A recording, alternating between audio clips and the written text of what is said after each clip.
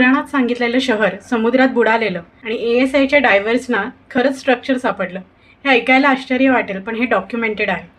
नमस्कार, साहित्य मराठीमध्ये तुमचं स्वागत आहे. द्वारकाच्या अंडर वॉटर एक्स्काव्हेशनबद्दल मला जेव्हा सविस्तर वाचायला मिळालं तेव्हा खरंच थक्क झाले आणि लगेच ही गोष्ट तुमच्यासमोर घेऊन आले. आपण सगळ्यांनी ऐकलं आहे की कृष्णाने द्वारका बसवली आणि नंतर ते समुद्रात बुडाली. पण खरंच लोकांना ही एक फक्त कथा वाटायची. पण 1963मध्ये गुजरात आर्किओलॉजी डिपार्टमेंट आणि डेक्कन कॉलेज पुणे यांनी पहिल्यांदा इथे एक्स्कॅव्हेशन सुरू केलं आणि 2000 वर्षांपेक्षा जुने आर्टिफॅक्ट सापडले.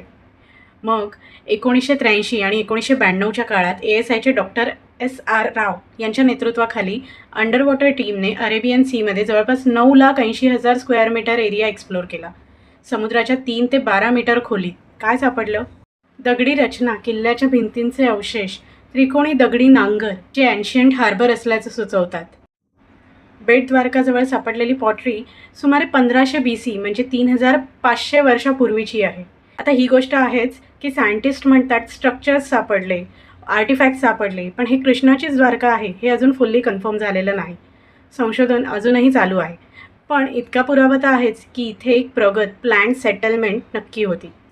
आपल्या पुराणात जे लिहिलं आहे ते कम्प्लिटली डिसमिस करणं चुकीचं आहे, कारण सायन्स एक एक लेअर ओपन करत चाललं आहे आणि काय सापडेल ते आपल्याला बघायचं आहे.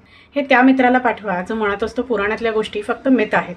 आणि साहित्य मराठीला फॉलो करायला विसरू नका. असेच व्हेरीफाईड फॅक्ट्स रोज रोज घेऊन येतो तुमच्यासाठी.